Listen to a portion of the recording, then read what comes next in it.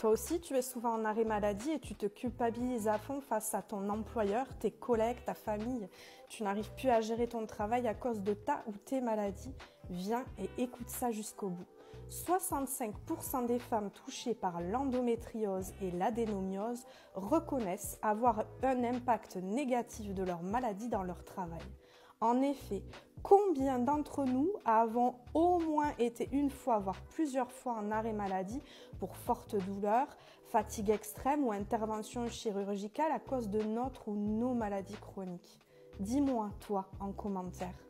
Impossibilité de marcher ce matin au réveil, nuit blanche entre douleur et hémorragie, épuisement total, douleur tellement forte avec parfois évanouissement, vomissement, et même le mental ne fait rien pour t'aider.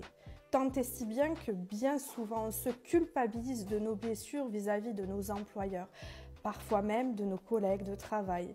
Peur des regards, des autres, des réflexions derrière notre dos ou lorsque l'on revient tout simplement au travail. Parce que l'impact est tellement fort sur nous-mêmes que l'on sent que notre emploi est impossible à gérer, physiquement et du coup psychologiquement aussi. J'ai envie de te dire aujourd'hui que je te comprends. J'y suis passée et j'ai décidé, et pas sans risque, de changer de métier pour que cela soit plus adapté à ma santé actuelle. Les 3/4 de notre vie se passent dans notre travail. C'est pas rien et il faut le réaliser. Alors si les 3/4 de notre vie au travail restent de la souffrance, que nous reste-t-il ? Un quart à la maison épuisé par la maladie et l'énergie donnée sur le temps de travail. C'est sérieux et ça concerne beaucoup d'entre nous.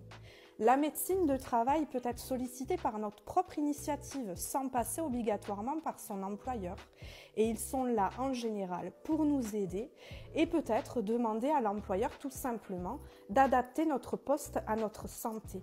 Savais-tu aussi que tu pouvais faire une demande de RQTH à la MDPH?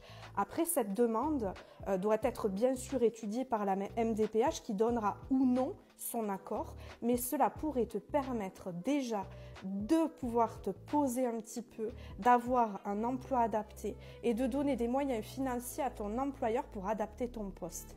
Après un licenciement pour inaptitude, j'ai remis mon côté professionnel en question et j'ai demandé une RQTH que j'ai eue.